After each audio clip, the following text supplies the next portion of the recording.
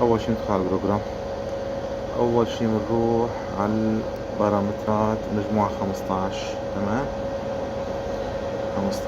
15 39 هاي 3 فاز ودخل 3 فاز.